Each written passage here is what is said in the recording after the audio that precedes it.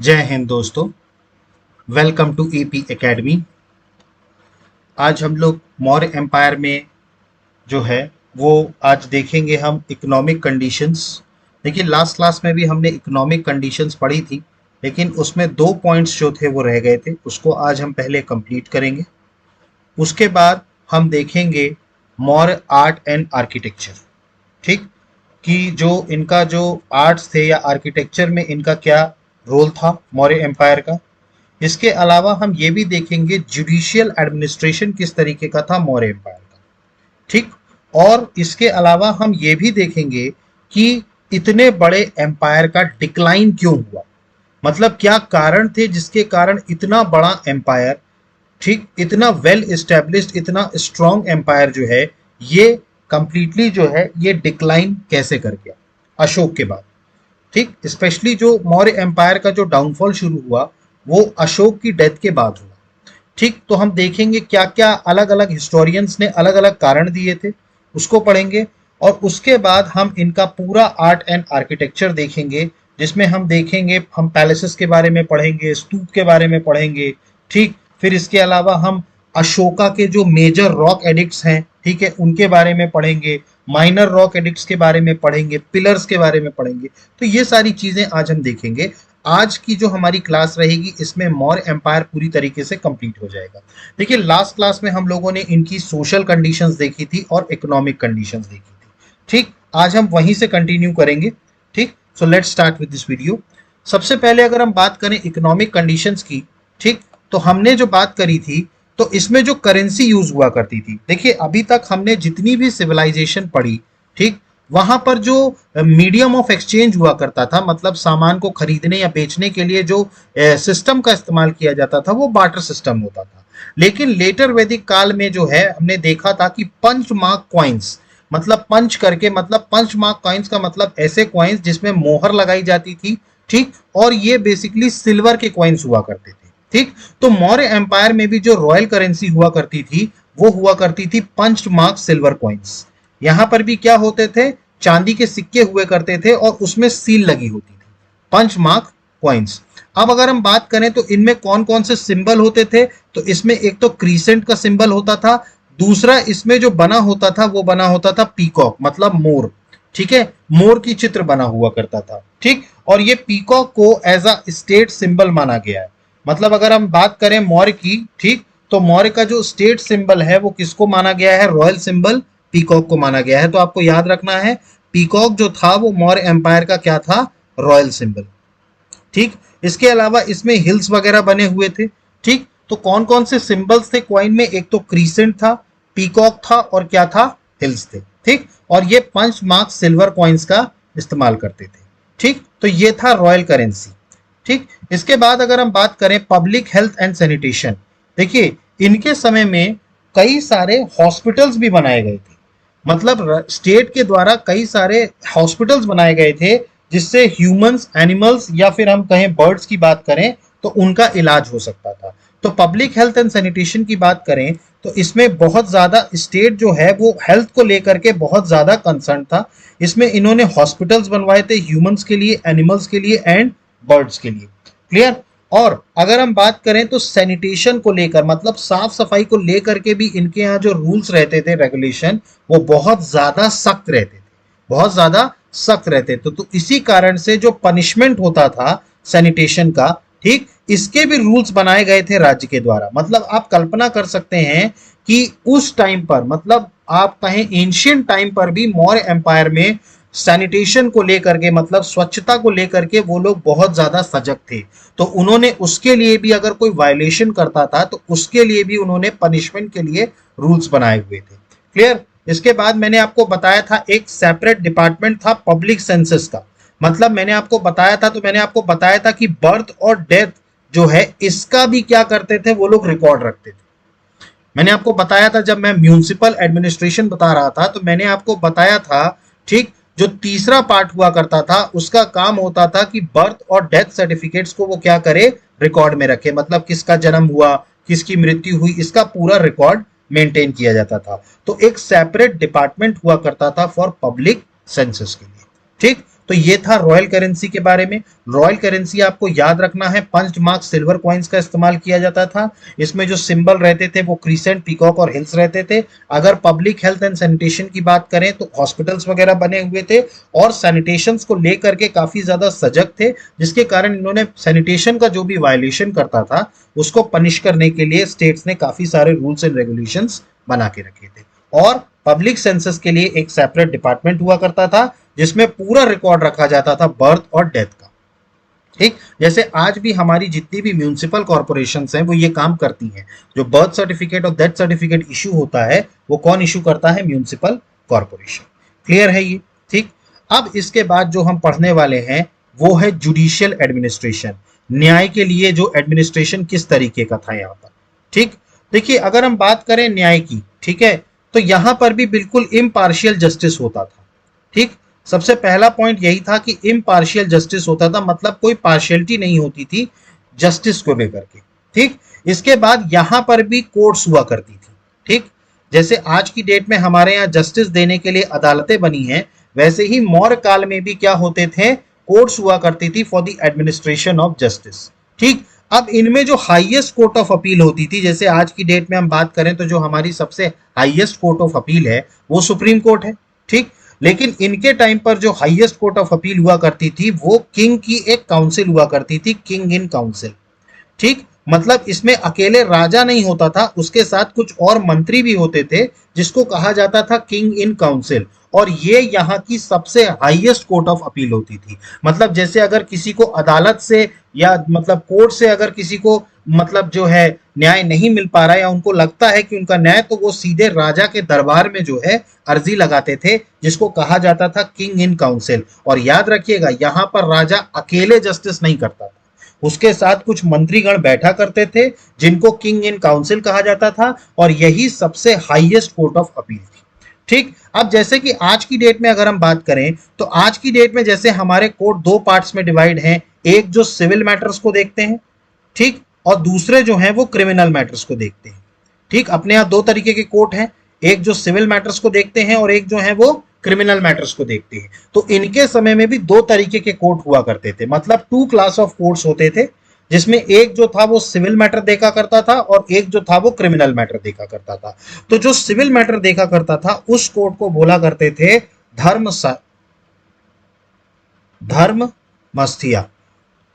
धर्ममस्थीय court जो था ये सिविल मैटर्स को देखा करता था। धर्ममस्थीय कोर्ट ये किसको देखा करता था? सिविल मैटर को देखा करता था। और अगर हम क्रिमिनल मैटर्स की बात करें तो क्रिमिनल मैटर्स के लिए जो था वो था कंटका शोधन। कंटका शोधन, देखिए आपको दोनों नाम याद रखने हैं। सिविल कोर्ट जो हुआ करता था उसका नाम था धर्मस्थीय, और जो क्रिमिनल मैटर्स जो देखा करते थे उनका हुआ करता था कंटका शोधन।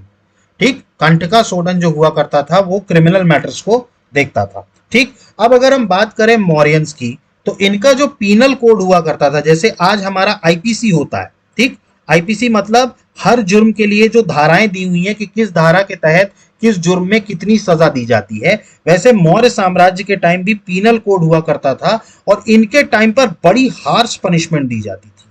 हार्श पनिशमेंट का मतलब ये है कि मतलब जैसे अगर मान लीजिए कि जैसा मैंने आपको बताया था टैक्स इवेजन करना या देश के साथ गद्दारी करना, तो इन सब में क्या हो करते थे, बहुत ही ज्यादा हार्श पनिशमेंट दी जाती थी। इवन एक तरीके से कहा जाए तो टॉर्चर बहुत ज्यादा किया जाता था, जिसे आज की डेट में हम 3rd डिग्री कहते हैं। ठीक, तो उसके उनके टाइम पर भी क्या किया जाता था, टॉर्चर बहुत ज्यादा किया जाता था, इवन जीभ तक काट ली जाती थी। मतलब जैसे कि इतना हार्श पनिशमेंट था कि जीभ तक काट ली जाती थी। ठीक, इसके अलावा कैपिटल पनिशमेंट भी हुआ करता था, मतलब मौत की सजा भी दी जाती थी अगर किसी ने बहुत ज्यादा गंभीर अपराध किया है। जैसे सिंपली अगर हम बात करें देशद्रोह, ठीक, अगर किसी ने देश के साथ या राज्य के साथ या एम्पायर के साथ गद्दारी करी है तो उनको क्या दिया जाता था, पूरा कैपिटल पनिशमेंट, मतलब एक तरीके से कहा जाए उन्हें मौत की सजा भी दी जाती थी। क्लियर? तो ये जुडिशियल एडमिनिस्ट्रेशन आपको समझ में आया। सबसे पहली बात तो यहां पर भी कोर्ट्स हुआ करते थे। एक कोर्ट जो सिविल मैटर को देखता था उसका नाम था धर्मस्थीय, और अगर क्रिमिनल मैटर्स को देखता था तो वो था कंटका शोधन। ठीक, इनके पीनल कोड काफी ज्यादा हार्श पनिशमेंट हुआ करती थी, और इनके यहाँ जो हाईएस्ट कोर्ट ऑफ अपील थी वो था किंग इन काउंसिल। इनके यहाँ राजा अकेले जस्टिस नहीं करता था, उनकी एक काउंसिल हुआ करती थी जिसको हम राज दरबार कहते हैं, वहां पर जस्टिस हुआ करता था। तो आपको जुडिशियल एडमिनिस्ट्रेशन समझ में आया। तो जुडिशियल एडमिनिस्ट्रेशन में सबसे पहले बात करें, इम्पार्शियल जस्टिस हुआ करता था। इसके बाद अगर हम बात करें रिकॉग्नाइज्ड कोर्ट्स, मतलब यहां पर भी अदालतें हुआ करती थी for the administration of justice. अब इसके बाद अगर हम बात करें जो हाईएस्ट कोर्ट ऑफ अपील हुआ करती थी, अगर हम बात करें जैसे आज की डेट में हमारी सुप्रीम कोर्ट है, वैसे यहां क्या हुआ करती थी, किंग इन काउंसिल। ठीक, किंग इन काउंसिल हुआ करता था। अकेले राजा जो है वो सजा नहीं सुनाता था, मतलब वो जस्टिस नहीं करता था, उसकी एक काउंसिल हुआ करती थी, वो भी रहता था और उसकी एक काउंसिल भी रहती थी। अब यहां पर दो क्लासेस ऑफ कोर्ट्स मैंने बताया आपको। सबसे पहला था धर्मस्थीय कोर्ट जो सिविल मैटर्स को देखता था, और दूसरा था कंटक शोधन कोर्ट जो क्रिमिनल मैटर्स को देखता था। तो दो तरीके के कोर्ट हुआ करते थे, धर्मस्थीय कोर्ट सिविल मैटर्स को देखने के लिए, और कंटक शोधन जो कोर्ट हुआ करता था ये क्रिमिनल मैटर्स के लिए हुआ करता था। इसके बाद अगर हम बात करें तो जो मौर्य का पीनल कोड हुआ करता था वो बहुत ज्यादा सीवियर हुआ करता था, खास तौर पर उन मामलों में या किसी का मर्डर कर दिया हो आपने, या आपने देशद्रोह किया, ठीक, या आपने टैक्स एविजन किया हो, ठीक, तो ये सब जो मैटर्स थे ये बहुत ज्यादा सीवियर माने जाते थे। तो टॉर्चर भी होता था, म्यूटिलेशन ऑफ लिम्स मतलब जबान काट ली जाती थी, ठीक। इसके अलावा अगर हम बात करें तो कैपिटल पनिशमेंट भी यहाँ पर प्रेजेंट थी, मतलब बहुत ज्यादा हार्श अगर किसी ने क्राइम किया है तो उनको डेथ सेंटेंस भी प्रोवाइड कराया जाता था। तो ये था मौर्य का जुडिशियल एडमिनिस्ट्रेशन। आई होप कि आपको समझ में आ गया होगा, ठीक। ये सारे पॉइंट्स आप नोट कर लीजिएगा। अब इसके बाद जो टॉपिक आता है इनके आर्ट एंड आर्किटेक्चर में पहुंचने से पहले हम ये देखेंगे कि मौर्य एम्पायर, इतना बड़ा एम्पायर के डिक्लाइन के कारण क्या थे। तो अगला टॉपिक जो है वो है causes of decline of Maurya empire. Maurya empire का डिक्लाइन होने के कारण क्या थे, ठीक, क्या कारण थे जिसके कारण इतना बड़ा साम्राज्य जो था, ठीक, जिसका मतलब इतना बड़ा एरिया में वो राज करते थे, वो एक तरीके से डिक्लाइन हुआ। देखिए, मौर्य एम्पायर का जो डिक्लेनेशन होना शुरू हुआ, डिक्लाइन होना शुरू हुआ, वो अशोक की डेथ के बाद हुआ। अशोक की डेथ जैसे ही हुई वैसे ही मौर्य साम्राज्य जो है धीरे धीरे पतन की ओर जाने लगा। मतलब अप्रोक्सीमेटली अगर हम बात करें तो अशोक की डेथ जो हुई थी वो अराउंड 232 बीसी में हुई थी। तो 232 बीसी के बाद से मौर्य एम्पायर का डिक्लाइन होना शुरू हो गया। अब देखिए, इसमें अलग अलग जो हिस्टोरियंस हैं उन्होंने अलग अलग कारण दिए हैं डिक्लेनेशन के। आपको याद होगा जब मैं इंडस वैली सिविलाइजेशन पढ़ा रहा था तो इंडस वैली सिविलाइजेशन के डिक्लाइन के भी अलग अलग हिस्टोरियंस ने अलग अलग कारण दिए थे, ठीक। तो आपको भी यहां पर रिमेंबर रखना होगा कि किस हिस्टोरियन ने डिक्लाइन का कौन सा कारण बताया, ठीक। सबसे पहले अगर हम बात करें रोमिला थापुर, ठीक, रोमिला थापुर जो हैं उन्होंने ये बताया कि बहुत ज्यादा सेंट्रलाइज कैरेक्टर होने के कारण इनका डिक्लाइन हुआ। देखिए, मौर्य एम्पायर आप जानते हैं कि भले ही प्रोविंसेस में डिवाइडेड था, लेकिन उनका सारी चीजें जो होती थी सेंट्रलाइज कंट्रोल था। सेंट्रलाइज कंट्रोल का मतलब वन पावर सेंटर, ठीक। अब अगर इसमें प्रॉब्लम क्या होती है कि सेंट्रलाइज कैरेक्टर में अगर राजा स्ट्रांग है, ठीक, तो एम्पायर को होल्ड कर जाएगा, लेकिन अगर उसके सक्सेसर वीक निकल गए, ठीक, तो यही सेंट्रलाइज कैरेक्टर एडमिनिस्ट्रेशन का उनके पतन का कारण भी बन जाता है। आपको याद होगा जब मैंने आपको बताया मौर्य एम्पायर के बारे में, तो अशोक का जो कैरेक्टर था वो बिल्कुल हाईली सेंट्रलाइज था, मतलब वो सारी चीजें, पूरा एडमिनिस्ट्रेशन जो था वो अपने हाथ में रखते थे। अब जो अशोक के सक्सेसर हुए, मतलब उनके जो बच्चे हुए, वो अशोक जितने केपेबल नहीं थे। देखिए, एम्पायर बहुत बड़ा था, लेकिन उस एम्पायर को संभालने के लिए आपके अंदर वो कैपेबिलिटी भी होनी चाहिए, ठीक। अगर राजा कैपेबल नहीं है तो एम्पायर अगर इतना ज्यादा सेंट्रलाइज कैरेक्टर है उसका, तो जाहिर सी बात है कि वहां पर डिक्लाइन होना स्टार्ट होगा, जैसा मौर्य एम्पायर के केस में हुआ। अधिकतर एम्पायर जितने भी हम देखेंगे, डिक्लाइन का उनका सबसे बड़ा कारण, या अगर हम बात करें, आपको याद अगर थोड़ा बहुत भी हो तो मुगल एम्पायर। मुगल एम्पायर में औरंगजेब की मृत्यु के बाद से मुगल एम्पायर डिक्लाइन होना शुरू हुआ। क्यों हुआ? क्योंकि औरंगजेब के जो सक्सेसर थे वो उतने कैपेबल नहीं थे कि वो इतने बड़े मौर्य साम्राज्य, इतने बड़े मुगल साम्राज्य को संभाल सके। तो इसी कारण से उनकी दुर्बलता के कारण जो होता था, जब आप भाई, उनके समय में भी सेंट्रलाइज कैरेक्टर था, पूरा सेंटर के हाथ में ही सारी चीजें रहती थी, लेकिन औरंगजेब की डेथ के बाद से जो मुगल एम्पायर है वो धीरे धीरे डिक्लाइन होना शुरू हुआ। ऐसे ही अशोक के साथ हुआ। अशोक जब तक था तब तक एम्पायर बहुत अच्छे से चल रहा था क्योंकि अशोक केपेबल था, लेकिन जैसे जैसे अशोक का हुआ, डेथ हुई, उसके बाद से जो उसके वीक सक्सेसर्स थे उसके कारण क्या हुआ, उनका डिक्लाइन होना शुरू हो गया। तो ये रोमिला थापर ने बोला। ठीक, इसके बाद एचपी शास्त्री, इन्होंने ये कहा कि अशोक ने जो बौद्ध धर्म अपनाया, ठीक, अब बौद्ध धर्म में आप याद करिए उन्होंने एक धम्मा पॉलिसी दी थी। ठीक, धम्मा पॉलिसी में उन्होंने जानवरों को मारने पर प्रतिबंध लगा दिया था कि जानवरों को ना मारा जाए, जिसके कारण एंटी सैक्रिफाइस एटीट्यूड होने के कारण बहुत ज्यादा ब्राह्मणों में इस चीज को लेकर नाराजगी हो गई। देखिए, हर एक धर्म का अपने एक खुद के रिचुअल्स हैं। अगर आप उनके रिचुअल्स में दखल देंगे, अगर आप उनके रिचुअल्स में इंटरफेयर करेंगे, तो जाहिर सी बात है उसका रिपल्केशन होगा। ये होता ही है। तो वैसे ही ब्राह्मणों में जब होता था कि जो बलि वगैरह दिया करते थे, ठीक है, जो मतलब पूजा पाठ किया करते थे, तो वो बलि के थ्रू पूजा पूरी होती थी, तो ये ब्राह्मण का काम हुआ करता था। लेकिन अशोक ने क्या किया कि ये बलि देने का काम और ये सारी चीजें सब कुछ बंद करा दी। तो जाहिर सी बात है कि उनकी इनकम पर असर हुआ, क्योंकि अब कोई पूजा पाठ कराएगा नहीं। ठीक, क्योंकि जब बलि का है, क्योंकि बलि से ही वो जो होता था, कई बार देवी देवताओं को बलि के रूप में चढ़ाया जाता था। तो इसका जो एंटी सैक्रिफाइस एटीट्यूड था अशोक का, जिसके कारण हुआ क्या कि बुद्धिज्म के इसके अपनाने के कारण ब्राह्मणों में खासकर बहुत ज्यादा नाराजगी आई। तो एक वर्ग को अगर आप जो है, एक वर्ग को अगर आप प्रमोट करते हैं, तो जाहिर सी बात है जो आपसे दूसरा वर्ग होगा वो नाराज होगा।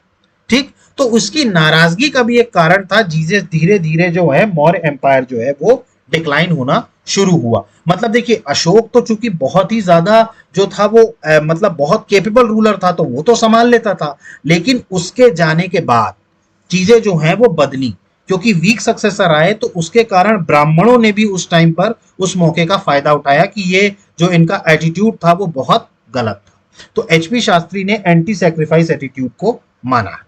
इसके बाद अगर हम बात करें डी डी कौशाम्बी, ठीक है, इन्होंने फाइनेंशियल क्राइसिस रीजन दिया। फाइनेंशियल क्राइसिस जो है इन्होंने रीजन दिया। देखिए, फाइनेंशियल क्राइसिस का मतलब यह है कि आर्थिक जो है बदहाली जो है वो शुरू हो गई थी। देखिए, अशोक ने क्या किया था, बुद्धिज्म अपनाने के बाद उन्होंने पूरा वॉर का जो है, उन्होंने वॉर की पूरी पॉलिसी चेंज कर दी।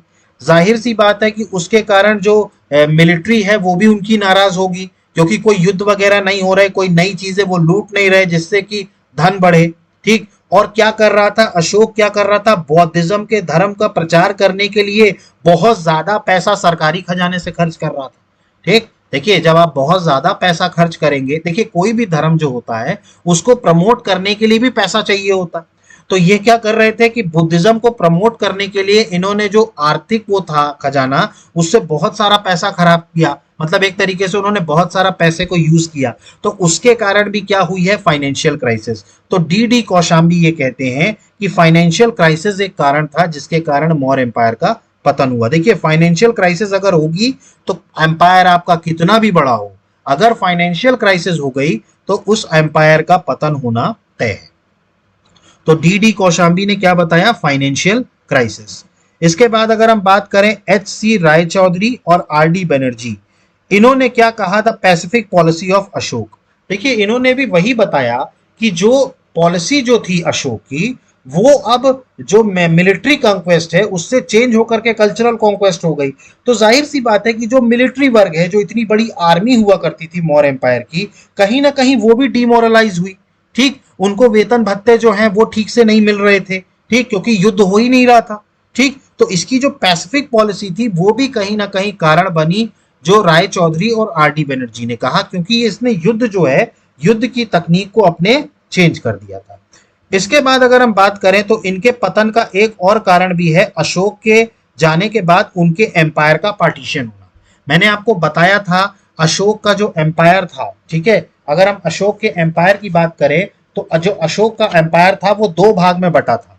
ठीक, मैंने आपको बताया था, एक वेस्टर्न पार्ट था जो इसका बेटा कुणाल लीड कर रहा था, और जो ईस्टर्न पार्ट था वो कौन कर रहा था, दशरथ कर रहा था। मतलब मौर्य एम्पायर जो था वो दो भाग में डिवाइड हो गया। ठीक, और जब भी कभी कोई एम्पायर कई पार्ट्स में डिवाइड होता है तो वो कमजोर होता है। ठीक, तो पार्टीशन, मौर्य एम्पायर के पार्टीशन का कारण भी था, जिसके इसके डिक्लिनेशन होने के कारण। इसके बाद अगर हम बात करें, ठीक, मिशनरी एक्टिविटीज के कारण भी, ठीक, अशोका की जो मैंने आपको बताया, देखिए अशोक क्या कर रहा था, बहुत सारी मिशनरीज भेज रहा था बौद्धिज्म के धर्म को फैलाने के लिए, तो जाहिर सी बात है कि उसमें भी खर्चे होंगे। ठीक, तो बौद्ध धर्म को अपने देश में तो फैला ही रहा था, लेकिन वो विदेश में भी भेज रहा था अपने लोगों को बौद्ध धर्म को फैलाने के लिए। तो जो ये कारण था, इसके भी कारण थे। और जो लास्ट मैंने सबसे इंपॉर्टेंट कारण बताया, लेटर वीक रूलर्स, ये सबसे ज्यादा इंपॉर्टेंट कारण है। जो बाद में अशोक के बाद, ठीक, जो कमजोर शासक आए, ठीक, उनके कारण हुआ क्या कि एम्पायर का पतन होना शुरू हुआ। देखिए क्या होता है, जब भी कभी एक बहुत ही स्ट्रॉन्ग एम्पर जो होता है ना, तो स्ट्रॉन्ग एम्पर अपनी टेरिटरी तो बढ़ा लेता है, लेकिन बाद में उस टेरिटरी को जो संभालना होता है, देखिए वो तो कैपेबल था, अशोक तो कैपेबल था, उसने संभाल लिया, लेकिन जो अशोक के सक्सेसर आए, ठीक, वो उतने कैपेबल नहीं थे कि वो इतनी बड़ी टेरिटरी को संभाल सके। तो जो लेटर के जो वीक रूलर्स थे, ये एक बहुत बड़ा फैक्टर था मौर्य एम्पायर के डिक्लाइन के पीछे। मैंने आपको डिक्लाइन के कंडीशंस बताए, अलग अलग हिस्टोरियंस ने अलग अलग बात कही है, कोई सेंट्रलाइज कैरेक्टर बता रहा, कोई एंटी सैक्रिफाइस एटीट्यूड बता रहा, कोई फाइनेंशियल क्राइसिस, कोई पैसिफिक पॉलिसी, कोई पार्टीशन। ठीक, तो अलग अलग ये सारे जो थे वो कारण थे मौर्य एम्पायर के डिक्लाइन के। क्लियर, मोर और लेस आप याद रखिएगा, लगभग लगभग सभी एम्पायर्स में डिक्लाइन के यही कारण होते हैं। वीक रूलर्स का होना ये भी होता है, फाइनेंशियल क्राइसिस होना ये भी होता है। ठीक, तो ये कुछ पॉइंट्स जो हैं ये हर एम्पायर में क्या रहेंगे, कॉमन रहेंगे। ठीक, तो आपको समझ में आया मौर्य एम्पायर के डिक्लिनेशन के कॉजेस क्या क्या थे। क्लियर हुआ ये। ठीक, अब हम जो पढ़ेंगे वो पढ़ेंगे मौर्य एम्पायर का आर्ट एंड आर्किटेक्चर। ये सारे पॉइंट्स आप नोट कर लीजिएगा। ठीक, मैं जितने भी पॉइंट्स यहाँ पर पीपीटी में बताता जा रहा हूं, प्लीज प्लीज प्लीज कॉपी में नोट्स बनाते चलिए। ये सारे नोट्स आपको एग्जाम टाइम पर बहुत ज्यादा फायदा देंगे। क्लियर। अगला जो हम देखने वाले हैं वो है मॉडर्न आर्ट एंड आर्किटेक्चर।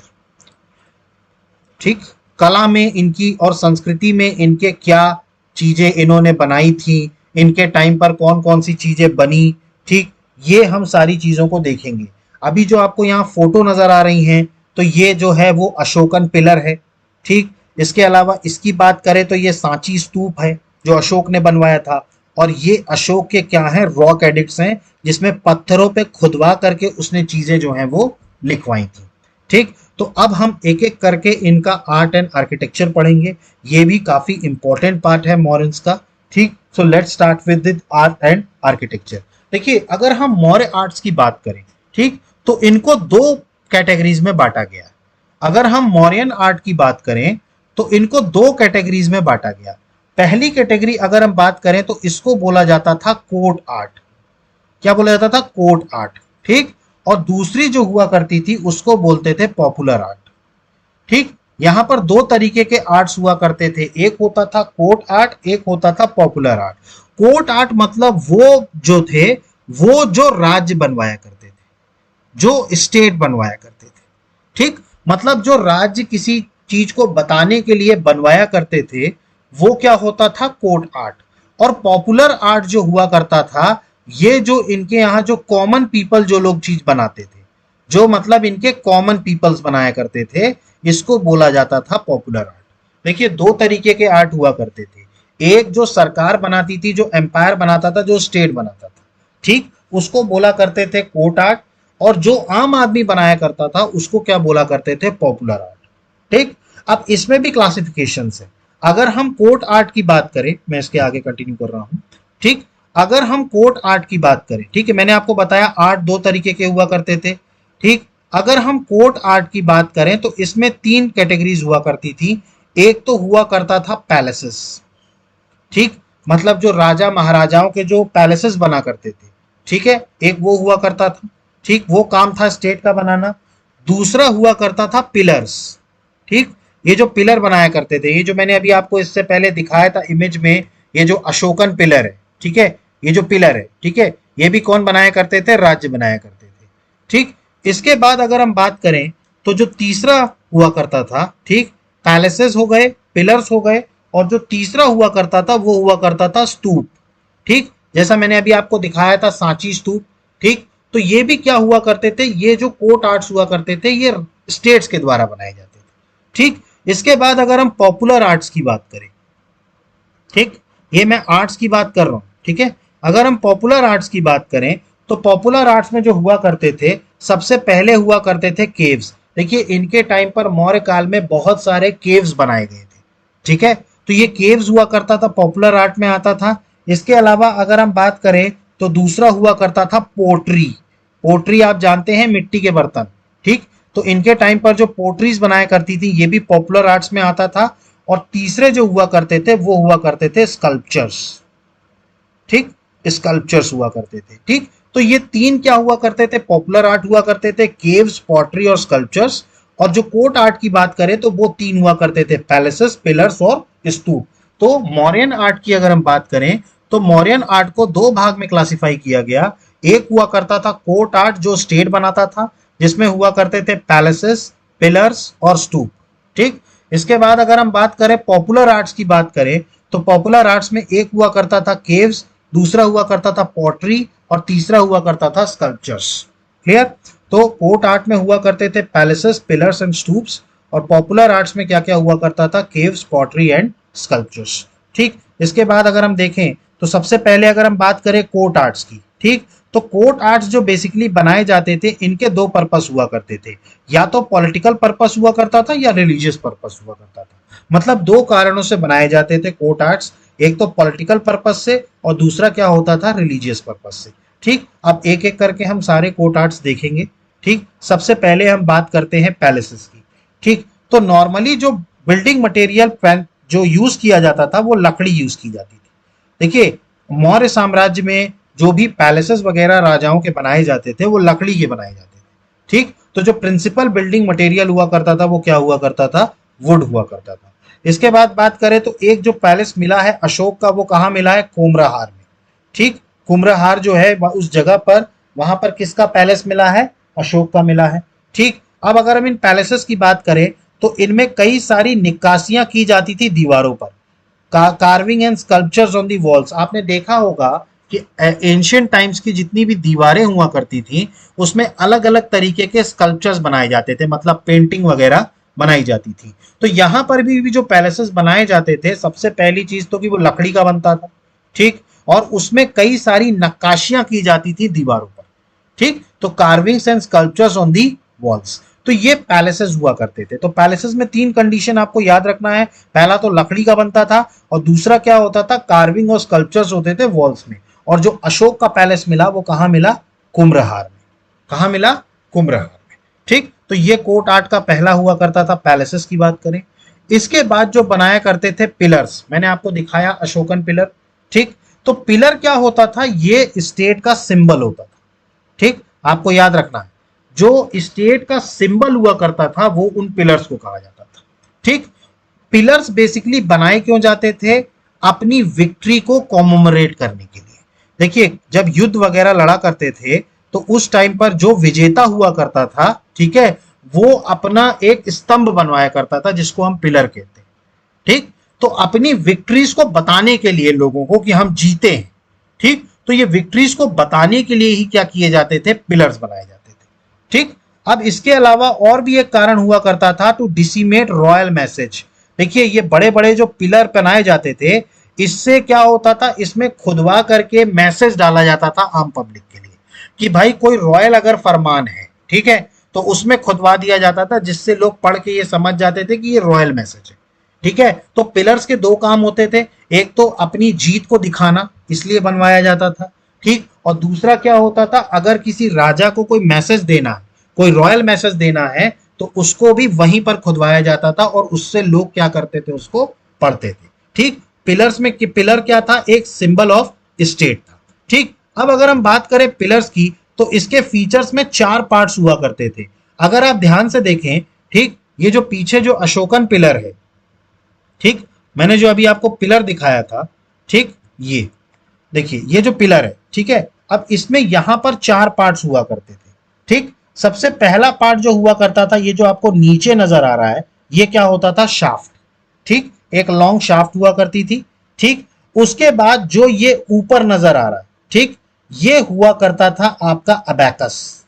ठीक, मतलब ये एक तरीके से उल्टा मटकी हुआ करती थी। ठीक है, ये अबैकस हुआ करता था। और ये आपका जो हुआ करता था, ये हुआ करता था कैपिटल।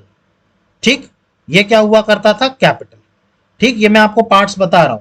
पहले क्या हुआ करता था? ये शाफ्ट हुआ करती थी, इसके ऊपर ये अबैकस हुआ करता था, और उसके ऊपर ये क्या हुआ करती थी? कैपिटल हुआ करती थी। और ये जो हुआ करता था, ये एनिमल फिगर होता था। ठीक, ये क्या हुआ करता था? Animal figure. ठीक, तो यहां पर तीन चीजें हुआ करती थी।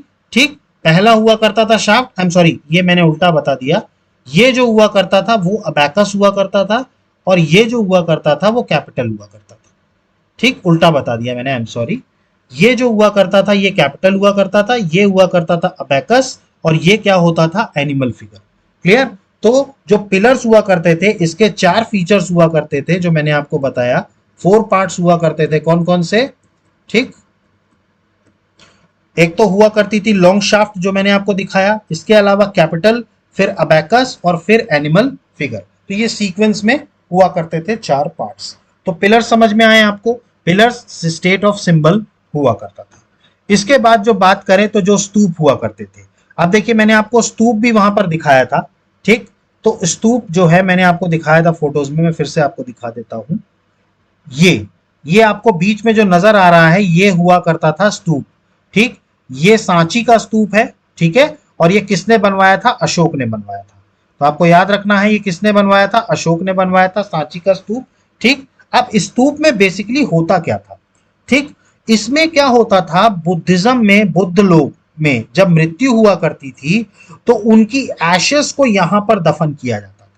किसकी एशेस को? जो बौद्ध लोग जो खत्म हुआ करते थे, तो उनकी जो एशेस हुआ करती थी, ठीक है, उनकी जो राख हुआ करती थी, ठीक, उनको यहां पर दफन किया जाता था, और उसके ऊपर ये स्तूप बनाए जाते थे। ठीक, तो जो एशेस हुआ करती थी, उनको यहां पर दफन किया जाता था, और उनके ऊपर क्या किए जाते थे? स्तूप बनाए जाते थे। ऐसे बहुत सारे स्तूप पूरे देश में हैं। ठीक है, पूरे देश में बहुत सारे स्तूप हैं। यहां जो मैं आपको डायग्राम दिखा रहा हूं, ये सांची का स्तूप है। ठीक, जो मध्य प्रदेश के सांची में है। ठीक, अब इसमें अगर हम बात करें तो इसका जो कोर हुआ करता था, मतलब अंदर वाला हिस्सा, जो इस फोटो में नजर नहीं आ रहा है, लेकिन इसका जो अंदर वाला हिस्सा हुआ करता था, वो कौन सी ब्रिक्स का बनता था? वो अनबर्न ब्रिक्स का बनता था। ये आपको याद रखना है। किसका बनता था? अनबर्न ब्रिक्स का। ठीक, मतलब अनबर्न ब्रिक्स मतलब सिकी हुई ब्रिक्स का बनता था। ठीक है, बेक्ड ब्रिक्स का। ठीक, और जो बाहरी दीवार हुआ करती थी, ये जैसे हम आउटर वॉल कह रहे हैं, ठीक है, ये जो सरफेस पे हुआ करता था, ये जो पत्थर बना करते थे, ये किसके बना करते थे? बर्न ब्रिक्स के। ठीक, तो आपको याद रखना है, दो तरीके की ब्रिक्स हुआ करती थी। अंदरी वाले सतह में कौन से ब्रिक्स का इस्तेमाल होता था? अनबर्न ब्रिक्स का। और जो बाहरी सतह है उसमें किसका इस्तेमाल हुआ करता था? बर्न ब्रिक्स का। इसके अलावा क्या हुआ करता था? यहां पर प्लास्टरिंग की जाती थी। मतलब ये जो आउटर सरफेस है, इसमें क्या किया जाता था? प्लास्टर किया जाता था। ठीक, तो यहां पर जो कवरिंग है, वो थिक लेयर ऑफ प्लास्टर्स की हुआ करती थी। ठीक, इसके अलावा आपको यहां पर ये गेट दिख रहा होगा, ये आपको गेट नजर आ रहा है। ठीक, ये हर उसमें गेट नजर आ रहा है। इसको कहा करते थे तोरण, इसको बोलते हैं तोरण। ठीक, ये आपको नजर आएगा सभी स्तूप्स में। ठीक है, जिसको बोला करते हैं तोरण। ठीक है, ये क्या किया करते थे? ये लकड़ी का एक डेकोरेशन के लिए एक गेट बनाया जाता था। ठीक, जिसको क्या कहा जाता था? तोरण। ठीक, अशोक की अगर हम बात करें तो अशोक ने ये स्तूप बनवाया था। ठीक, लेकिन अगर हम इन तोरण की बात करें, ठीक है, ये तोरण जो है ये पुष्यमित्र शुंग ने बनवाए थे। ठीक, आपको याद रखना है, मैं आगे बताऊंगा। ठीक है, अभी आपको सिर्फ ये याद रखना है कि जो स्तूप है, ठीक है, इसमें क्या किया करते थे? बौद्ध धर्म में जो बुद्धिस्ट मॉन्क्स हुआ करते थे, मतलब जो एक तरीके से कहा जाए जो गौतम बुद्ध के अनुयायी थे, ठीक, उनमें अगर किसी की मृत्यु हुआ करती थी तो उनकी एशेस को यहाँ दफन किया जाता था, और उसके ऊपर क्या किया जाता था? ये स्ट्रक्चर बनाया जाता था, जिसको क्या कहा जाता था? स्तूप कहा जाता था। ठीक, तो अगर हम स्तूप की बात करें, ठीक, तो स्तूप में क्या होता था? ठीक, स्तूप की बात करें तो बरियल माउंट्स, ठीक है, यहां पर जो है दफन किया जाता था किसकी? एशेस को, and relics of the dead. जो लोग मर जाते थे, मॉन्क्स, बुद्धिस्ट मॉन्क्स, उनकी एशेस को यहाँ पर दफन किया जाता था और उसके ऊपर क्या बनाया जाता था, स्तूप बनाया जाता था। अब जैसा मैंने आपको बताया, जो कोर था स्तूप का वो अनबर्न ब्रिक्स का बनता था। फिर इसके बाद अगर हम बात करें आउटर सरफेस की तो वो बर्न ब्रिक्स की बनती थी। इसके बाद अगर हम बात करें जो कवरिंग हुआ करती थी वो थिक लेयर ऑफ प्लास्टर्स हुआ करती थी, मतलब उसमें प्लास्टरिंग की जाती थी। इसके बाद अगर हम तोरण द्वार की बात करें, जो इसमें डोर्स वगैरह बनते थे, ये भी लकड़ी के बनते थे और इसमें डेकोरेशंस किए जाते थे। ठीक, अब देखिए बहुत सारे स्तूप में जो हैं इंडिया में अवेलेबल हैं। इसमें आपको कुछ स्तूप आपको याद रखने हैं तो आप रख सकते हैं। एक जो मैंने आपको फोटो दिखाई थी, सांची स्तूप। ठीक, सांची स्तूप जो है ये एमपी में है। ठीक, ये आप नोट कर लीजिएगा अलग से। ठीक है, ये मैंने इसमें पीपीटी में नहीं दिया है। सांची स्तूप जो हुआ करता था ये एमपी का। ठीक, इसके बाद एक स्तूप राजगीर में भी हुआ करता था जो बिहार में है। एक स्तूप कहाँ है, राजगीर में है, जो कहाँ है, बिहार में। ठीक है, इसके बाद एक स्तूप नेपाल में भी है, जो कहाँ पर है, कपिल वस्तु में। कपिल वस्तु कहाँ है, नेपाल में। ये सारे पॉइंट्स आप नोट कर लीजिएगा, यहाँ यहाँ से स्तूप मिले हैं। इसके अलावा यूपी में भी एक जगह से मिला है, वो है कुशीनगर। ठीक, यूपी में भी एक स्तूप मिला है, जो कहाँ से मिला है, कुशीनगर से। और बिहार में ही एक और जगह है, वैशाली। ठीक, वैशाली जो है ये भी बिहार में है, यहां से भी क्या मिले हैं, स्तूप मिले हैं। ठीक, तो आपको ये जगह याद रखनी है, सांची हो गया, राजगीर हो गया, कपाल वस्तु, कुशीनगर, ठीक, वैशाली, तो ये सारे क्या हैं, स्तूप हुआ करते हैं। तो आई होप कि आपको कोर्ट आर्ट समझ में आया, पैलेसेस, पिलर्स और स्तूप। अब हम आ जाते हैं पॉपुलर आर्ट्स में, वो जो कॉमन लोग बनाया करते थे। ठीक, इसमें अगर हम बात करें तो इसमें जो है वो इंडिविजुअल्स बनाया करते थे, मतलब कॉमन पीपल्स बनाया करते थे। ठीक, इसमें स्टेट का कोई हाथ नहीं होता था। इसके बाद अगर हम बात करें तो इसमें जो सबसे पहले हुआ करते थे वो हुआ करते थे केव्स। ठीक, अगर हम केव्स की बात करें तो केव्स की दीवारें जो हुआ करती थी वो बहुत ही डेकोरेटेड हुआ करती थी। आपने देखा हो कभी भी तो जो पहले के टाइम पे, पौराणिक समय में, एंशियंट टाइम्स में जो केव्स वगैरह हुआ करती थी, उनकी दीवारों पर बहुत सारी पेंटिंग्स बनाई जाती थी। जैसे अगर हम बात करें एमपी में, ठीक, एमपी में एक जगह है भीम बेटिका। ठीक है, एमपी में एक जगह है भीम बेटिका। अगर आप वहां जाएंगे तो वो एंशियंट समय का है, पुराने समय का, और वहां की जितनी भी केव्स हैं उनकी दीवारों पर बहुत सारी नकाशी बनाई गई है। ठीक, तो काफी सारे वॉल्स जो हुआ करते थे वो पॉलिश्ड वॉल्स और डेकोरेटेड गेटवेज बनाए जाते थे। ठीक, इनको क्या किया जाता था, एज विहाराज और चैत्याज यूज किया जाता था। अब देखिए विहाराज और चैत्याज क्या है। देखिए मैंने आपको बताया था कि जो बौद्ध धर्म के या जैन धर्म के जो लोग हुआ करते थे, ठीक, ये क्या करते थे, अपना घर बार सब कुछ छोड़ देते थे। ठीक, अब ये घर बार कर छोड़ करके फिर ये इधर उधर पूरे भ्रमण भ्रमण में क्या करते थे, पूरी जगह पे ये घूमते थे। अब जाहिर सी बात है कि एक समय आएगा जब बरसात आएगी, रेनी सीजन। ठीक, तो उस टाइम पर जब बरसात आएगी तो इनको एक जगह चाहिए होगी अपनी मतलब अपने कार्य करने के लिए और वहां पर अपने आप को बारिश से बचाने के लिए। तो उस टाइम पर ये जो केव्स वगैरह हैं ये सब का इस्तेमाल वो करते थे। तो ये बौद्ध धर्म के लोग क्या करते थे, रेनी सीजन के टाइम पर अपने आप को बचाने के लिए बारिश से विहाराज और चैत्यास को के रूप में इसको यूज करते थे, केव्स का। ठीक है, और ये जनरली ये कब करते थे, बरसात के समय में। ठीक, इसके बाद अगर हम बात करें, एग्जाम्पल इसके कुछ हैं, बारबावा केव्स और नागार्जुनी केव्स, दशरथ केव्स जो बिहार में है। ठीक, तो ये एग्जाम्पल आपको नोट करने हैं, Barabar caves and Nagarjuni caves, Dashrath caves जो बिहार में है। ठीक, तो ये केव्स हुआ करते थे। इसके बाद अगर हम बात करें तो दूसरी जो हुआ करती थी वो हुआ करती थी पोट्री, मिट्टी के बर्तन। ठीक, तो इनके यहाँ जो टाइप हुआ करता था, ये टाइप आप बहुत इंपॉर्टेंट है, नोट कर लीजिएगा, नॉर्थन ब्लैक पॉलिश्ड वेयर, एनबीपीडब्ल्यू। एनबीपीडब्ल्यू जो है, ये जो है उसका मटेरियल का ये क्या बनाया करते थे, मिट्टी का बर्तन बनाया करते थे। इसके बाद अगर हम बात करें, इनकी पॉटरी का लेवल बहुत ज्यादा हाई था। ठीक है, बहुत ज्यादा मतलब एडवांस टाइप की इनकी पॉटरी हुआ करती थी। ठीक, ये इसको लग्जरी आइटम्स के रूप में भी यूज किया करते थे। ठीक, इसके बाद अगर हम बात करें तो हाईली लस्ट्रस फिनिश, मतलब इसकी फिनिश जो हुआ करती थी, मतलब ये जो मिट्टी के बर्तन बनाया करते थे वो क्या करते थे, बहुत ज्यादा सुंदर बनाते थे। ठीक, तो लग्जरी आइटम्स में इसका यूज होता था। ठीक, और मटेरियल कौन सा यूज होता था ये आपको याद रखना है, नॉर्दर्न ब्लैक पॉलिश्ड वेयर, एनबीपीडब्ल्यू। ठीक, तो ये हुआ करती थी पोटरी। इसके बाद अगर हम नेक्स्ट देखें तो नेक्स्ट जो हुआ करते थे वो हुआ करते थे स्कल्पचर्स। ठीक, तो प्राइमरली अगर हम बात करें तो स्कल्पचर्स जो हुआ करते थे ये स्तूप में डेकोरेशन के लिए हुआ करते थे, तोरण और मेदी में। ठीक, तोरण और मेदी, जो मैंने आपको तोरण दिखाया था तो तोरण में आपने देखा होगा कि कई सारी नक्काशियां बनाई गई थी उसके दीवार पर। ठीक, अगर आप उस पिक्चर को फिर से देखें एक बार, अगर आप ध्यान से देखें उस पिक्चर्स को, ठीक, तो जो मैंने बताया था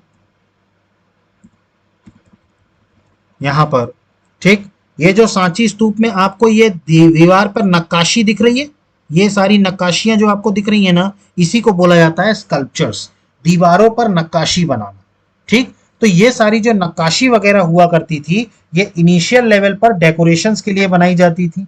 ठीक, नक्काशी आपको समझ में आया। इसके बाद अगर हम बात करें,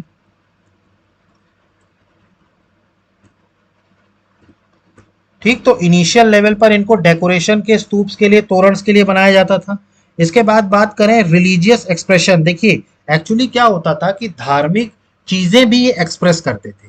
देखिए जनरली क्या होता है, जिस धर्म को माना जाता था उस टाइम पर उसी की नक्काशियां जो हैं वो दीवारों पर बनाई जाती थी। जैसे आप पहले के समय में जो टेम्पल्स वगैरह देखें तो उनके जो दीवारों पर नक्काशी की जाती थी, ठीक, वो रिलीजियस चीजों को शो करने के लिए की जाती थी। आप कभी भी मध्य प्रदेश में खजुराहो जाइए और खजुराहो के टेम्पल अगर आप देखेंगे तो उनकी दीवारों पर बहुत सारी नक्काशी की गई है, तो वो बेसिकली आपके रिलीजियन को बताता है। ठीक, तो ये स्कल्पचर्स क्या होते थे, रिलीजियंस को भी एक्सप्रेस करते थे। और दो फेमस स्कल्पचर्स इनके हुआ करते थे, आपको याद रखना है, यक्ष और यक्षिणी। ठीक, दो फेमस स्कल्पचर्स हुआ करते थे, यक्ष और यक्षिणी। क्लियर, तो ये जो हुआ करते थे ये पॉपुलर आर्ट्स होते थे। पहला हमने देखा केव्स, दूसरा पॉटरी और तीसरा क्या होता था, स्कल्पचर्स। ठीक, इसके बाद जो आते हैं इंपॉर्टेंट वो हैं अशोकन एडिक्ट्स। ठीक, देखिए अशोकन एडिक्ट्स बेसिकली मैंने आपको अभी जब फिगर दिखाया था तो मैंने आपको एक रॉक एडिक्ट दिखाया था, मतलब पत्थरों पर क्या की गई थी, चीजें गुदवाई गई थी, चीजें लिखी गई थी। ठीक, तो इसको बोला करते थे अशोकन एडिक्ट्स। ठीक, तो यहां पर क्या होता था कि 33 इंस्क्रिप्शंस थे पिलर्स पे, ठीक है, as well as boulders and cave walls.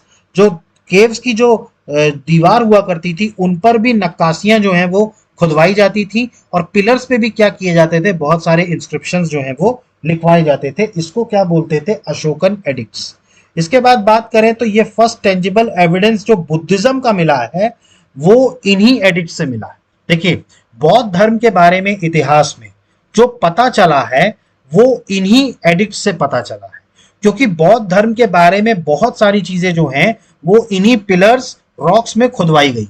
तो बौद्ध धर्म की बहुत सारी चीजें जो हैं वो अशोकन एडिक्ट से भी पता चली। इसमें अब क्या दिया है, this describes in details Ashoka's views about Dhamma to solve severe problems faced by the complex society.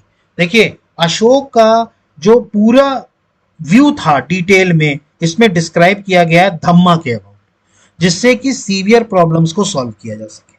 ठीक, तो अशोकन एडिक्ट्स में बेसिकली था क्या, पूरी डिटेल दी हुई है अशोका का सोच की कि धम्मा पॉलिसी के बारे में वो क्या सोचता था, किस चीज को सॉल्व करने के लिए, about severe problems face by complex societies. तो कॉम्प्लेक्स सोसाइटी में सीवियर प्रॉब्लम्स को फेस करने के लिए ये अशोक का जो हुआ करता था व्यू हुआ करता था। अब यहां पर अगर हम अशोकन एडिक्ट की बात करें तो यहां पर इसकी जो एडिक्ट्स हैं वो कई पार्ट्स में डिवाइड की गई हैं।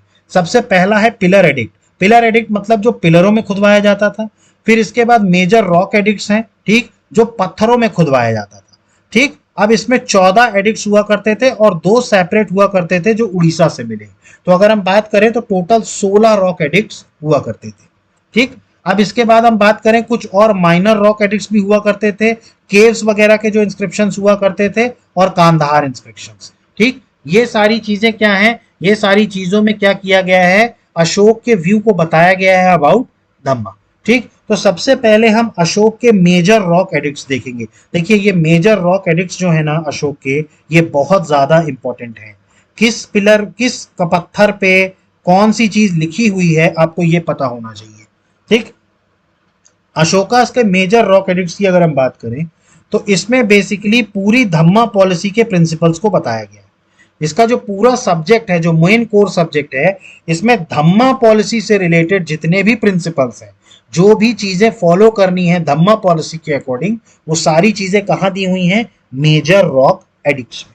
ठीक, अब ये कहाँ कहाँ अवेलेबल है? ठीक, इनके पत्थर कहाँ कहाँ से मिले हैं? मानसेरा, शाहब्रजन, कुल्सी, जूनागढ़, सोपारा, यरागुड़ी, धौली, जौगड़ा, इन सारी जगहों से क्या मिले हैं? अशोक के जो पत्थर के स्तंभ है वो मिले हैं। Ashoka's major rock edict. ठीक, अब हम एक एक करके देखेंगे जो 14 एडिक्ट्स हैं। ठीक, मतलब 14 और 2 16, 16 जो रॉक एडिक्ट्स हैं उनमें क्या क्या दिया हुआ है। ठीक, तो सबसे पहले अगर हम बात करें, सबसे पहला जो पत्थर है, ठीक है, उसमें जो मेंशन किया है वो किया है prohibition of animal sacrifice and festive gathering. मतलब कि जो एनिमल सेक्रीफाइसेस हैं उनको प्रोहिबिट करना, ये मेजर रॉक एडिक्ट 1 में दिया हुआ है।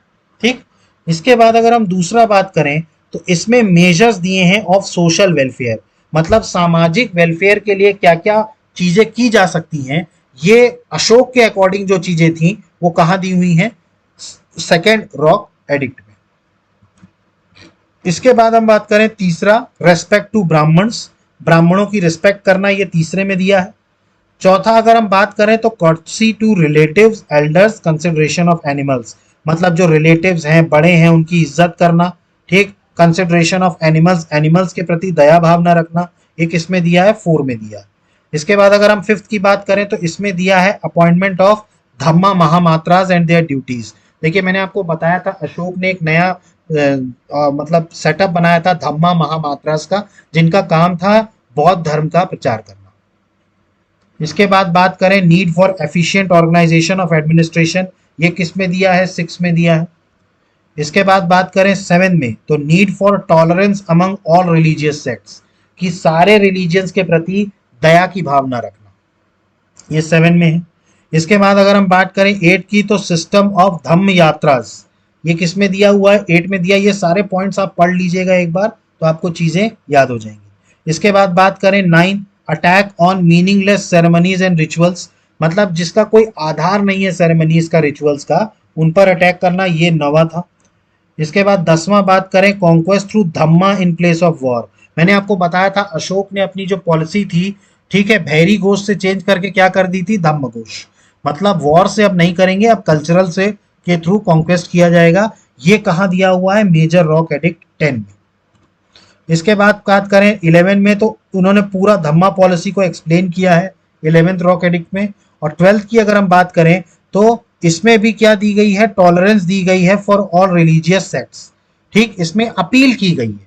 ठीक, इसमें 7वें में टॉलरेंस की जरूरत है ये बताया गया था, लेकिन जो 12वां है उसमें अपील की गई है कि भाई आप ऑल जितने भी रिलीजियस सेक्ट्स हैं उनके प्रति जो रखें वो टॉलरेंस रखें। ठीक, इसके बाद अगर हम बात करें 13वां रॉक एडिक्ट, ये बहुत इंपॉर्टेंट है क्योंकि इसमें कलिंग युद्ध के बारे में दिया है। ठीक, जो कलिंग युद्ध है पूरा उसके बारे में जो दिया है वो मेजर रॉक एडिक्ट 13 में दिया हुआ है। ठीक, इसके बाद अगर हम बात करें इसमें कई सारे रिलीजियस लाइफ को स्पेंड करने के लिए इंस्पिरेशंस दिए हुए हैं 14th रॉक एडिक्ट में। तो ये वो 14 रॉक एडिक्ट हैं जिनके बारे में मैंने आपको बताया, हर एडिक्ट में अलग अलग चीजें दी हैं। अब इसके अलावा 2 कलिंग के रॉक एडिक्ट्स हैं जिनको हम माइनर रॉक एडिक्ट्स कहते हैं। ठीक है, ये कहाँ मिलते हैं? उड़ीसा में मिलते हैं। ठीक, तो सबसे पहले अगर हम बात करें तो सबसे पहला जो है वो है subject system of administration after the Kalinga war. जो पहला है उसमें बताया गया है कि एडमिनिस्ट्रेशन में क्या क्या चेंजेस किए कलिंग वॉर के बाद। ठीक, इसकी लोकेशन कहाँ है? तो तोसली एंड जौगड़ा उड़ीसा में है। ठीक, दूसरा जो रॉक एडिक्ट हुआ करता था वो अशोक और उसकी धम्मा पॉलिसी के बारे में बताता था। ठीक, इसका लोकेशन सासाराम, मस्की, रूपनाथ, गवीमठ, सिद्धपुर, ब्रह्मगिरी, इन सारे लोकेशंस में ये चीजें मिलती हैं। ठीक, तो ये अशोक के रॉक एडिक्ट्स थे। 14 रॉक एडिक्ट्स थे और 2 जो हैं कलिंग के रॉक एडिक्ट्स। तो टोटल कितने रॉक एडिक्ट्स हो गए? 16 रॉक एडिक्ट्स हो गए। और पूरे रॉक एडिक्ट्स में अगर आपने देखा हो तो अशोक की धम्मा पॉलिसी को लेकर के क्या थॉट्स थे, ये चीजें बताई गई हैं। इसके बाद अगर हम बात करें तो इसके बाद जो हुआ करता था वो हुआ करता था पिलर एडिक्ट्स। ठीक, पिलर में कौन सी चीजें गुदवाई जाती थी? तो इसमें 7 पिलर एडिक्ट्स थी। ठीक, सब्जेक्ट क्या था? अपेंडिक्स टू रॉक एडिक्ट्स, मतलब पत्थरों पर जो नक्काशियां मतलब जो चीजें लिखी हैं उसका एक तरीके से सारांश कह ले।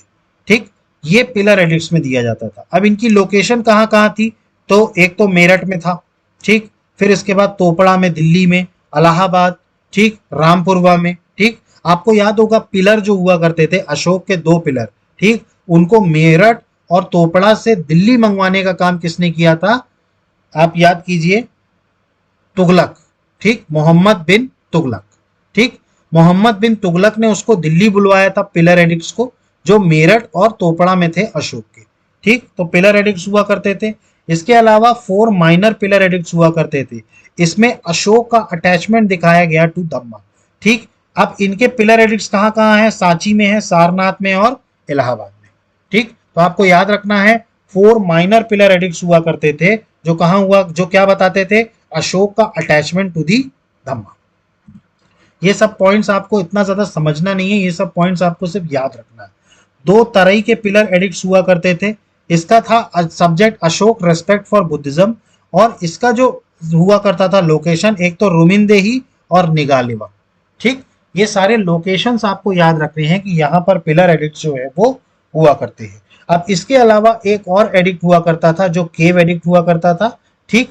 3 बार्बर केव एडिक्ट्स हुआ करते थे। इसमें अशोक के टॉलरेशन, और इसका लोकेशन कहाँ है, बार्बर हिल्स, गया, बिहार। इसमें अशोक का टॉलरेशन बताया गया। क्लियर? तो आपको ये पिलर एडिक्ट्स और रॉक एडिक्ट्स समझ में आए, क्लियर हुआ आप लोगों को ये, ठीक। यहां पर आकर के हमारा मौर्य एम्पायर पूरा कंप्लीट होता है। आई होप कि आपको सारी चीजें मौर्य एम्पायर में हमने जितने भी एस्पेक्ट्स थे सारे एस्पेक्ट्स को कवर किया, ठीक। स्टार्टिंग करी हमने इंपॉर्टेंट रूलर्स से, जिसमें हमने चंद्रगुप्त मौर्य के बारे में पढ़ा, ठीक। इसके बाद फिर हमने बिंदुसार के बारे में पढ़ा, बिंदुसार के बाद फिर हमने अशोक के बारे में पढ़ा, ठीक। हमने देखा कलिंग वॉर के बारे में, उसका इम्पैक्ट देखा, ठीक। इसके बाद हमने देखा अशोक की धम्मा पॉलिसी, ठीक। इसके बाद मैंने ये भी बताया आपको कि अशोक ने क्या क्या मेजर्स लिए थे बुद्धिज्म को स्प्रेड करने के लिए, ठीक। लेटर मौर्यन रूलर्स के बारे में हमने पढ़ा। सबसे आखिरी मौर्यन रूलर कौन थे, बृहद्रथ, ठीक, जिनको किसने मार दिया था, उनके commander in chief Pushyamitra Shunga ने, ठीक। इसके बाद फिर हमने पूरा मौर्यन एडमिनिस्ट्रेशन देखा, हमने काउंसिल ऑफ मिनिस्टर्स इनके देखे, ब्यूरोक्रेसी देखी, फिर पूरा मौर्य एम्पायर कितने प्रोविंस में डिवाइडेड था हमने वो भी पढ़ा, उनकी कैपिटल देखी। फिर इसके बाद हमने म्यूनिसिपल एडमिनिस्ट्रेशन भी पढ़ा, ठीक, जिसमें हमने पाटलिपुत्र का पूरा एडमिनिस्ट्रेशन पढ़ा जो मेगस्थनीस ने बताया था, ठीक। फिर हमने पौरा जनपद, डिस्ट्रिक्ट और विलेज एडमिनिस्ट्रेशन के बारे में पढ़ा, इनका स्पाइस सिस्टम हमने पढ़ा, ठीक, इनका मिलिट्री ऑर्गेनाइजेशन हमने देखा। फिर इसके बाद हम आए सोशल कंडीशंस के ऊपर, जिसमें हमने इनकी वर्ण व्यवस्था में इनके टाइम पर क्या चेंजेस हुए उसके बारे में पढ़ा। मेगस्थनीस ने जो इंडियन सोसाइटी को 7 क्लासेस में बांटा था उसके बारे में पढ़ा हमने। फिर हमने शूद्र और महिलाओं की कंडीशन देखी कि इनके टाइम पर कैसी थी। फिर हमने देखा इनकी क्लोथिंग और फूड के बारे में। इनके टाइम पर जो गुलाम हुआ करते थे उनकी कंडीशंस के बारे में देखा। उसके बाद फिर हम आते हैं इकोनॉमिक कंडीशंस में। इकोनॉमिक कंडीशंस में मैंने आपको बताया था कि ये एग्रीरियन इकोनॉमी थी, ठीक। इसके अलावा इन्होंने इरिगेशन पर बहुत काम किया था, सुदर्शन लेक के बारे में मैंने आपको बताया। फिर इसके बाद अगर हम बात करें तो इनका ट्रेड भी काफी ज्यादा हुआ करता था लैंड और सी के थ्रू, ठीक। मैंने इनका पूरा टैक्स सिस्टम बताया आपको कि ये किस किस तरीके से टैक्स लिया करते थे, कौन कौन सी इंडस्ट्रीज हुआ करती थी, मैंने ये भी आपको बताया, गिल्ड्स वगैरह सारी चीजें बताई। इसके बाद फिर आज की क्लास जो हमने शुरू की इसमें हमने रॉयल करेंसी के बारे में बताया, पब्लिक हेल्थ के बारे में बताया, इनका पूरा जुडिशियल एडमिनिस्ट्रेशन बताया, इनके डिक्लाइन के कारण बताए। डिक्लाइन के बाद फिर इनका पूरा आर्ट एंड आर्किटेक्चर देखा। तो यहां पर आकर के हमारा मौर्य एम्पायर कंप्लीट होता है। इससे बाहर मौर्य एम्पायर में कुछ भी आपको पढ़ने की जरूरत नहीं है। अगर आप इतना भी कर लेंगे तो आपके मैक्सिमम जो क्वेश्चंस हैं वो बन जाएंगे मौर्य एम्पायर से रिलेटेड। क्लियर? अब इसके बाद हम पहले जो है वो मौर्य एम्पायर से रिलेटेड जो प्रीवियस ईयर में क्वेश्चन आए हैं सबसे पहले हम उनको करेंगे, ठीक। उनको डिटेल में करने के बाद फिर हम जाएंगे पोस्ट मौर्यन पीरियड में, जहां हम देखेंगे सुंग डायनेस्टी के बारे में। मैंने आपको बताया था मौर्य डायनेस्टी का जो आखिरी राजा था बृहद्रथ, उसके कमांडर इन चीफ पुष्यमित्र सुंग ने उसको मारा और उससे फिर उन्होंने सुंग एम्पायर की स्थापना करी। तो अब जो हमारा अगला टॉपिक होगा ऑब्जेक्टिव क्वेश्चंस के बाद, वो होगा पोस्ट एम्पायर पीरियड। और पोस्ट एम्पायर पीरियड में हम कई सारे किंगडम्स के बारे में पढ़ेंगे। कुछ जो नेटिव किंगडम्स थे, मतलब जो हमारे ही देश के किंगडम थे, जैसे सुंग डायनेस्टी हो गया। सुंग के बाद आएगी कण्वा डायनेस्टी, कण्वा के बाद आएगी सातवाहन डायनेस्टी, उनके बारे में पढ़ेंगे। और कुछ फॉरेन किंगडम्स के बारे में भी पढ़ेंगे, जैसे इंडो ग्रीक है, पार्थियंस हैं, इंडो सेनियंस हैं जिनको सकास कहते हैं, कुशाण्स के बारे में पढ़ेंगे। ये सारी चीजें हम इसको कंप्लीट करेंगे पोस्ट मौर्यन पीरियड में। तो आई होप कि आपको सारी चीजें समझ में आ गई होंगी। अगर इसके बाद भी आपको कोई डाउट उठ रहा है तो प्लीज कमेंट बॉक्स में मेंशन कीजिए। अदरवाइज हमारे चैनल को लाइक कीजिए, सब्सक्राइब कीजिए और मैक्सिमम से मैक्सिमम शेयर कीजिए। So guys, thank you, have a good day, जय हिंद, नमस्कार।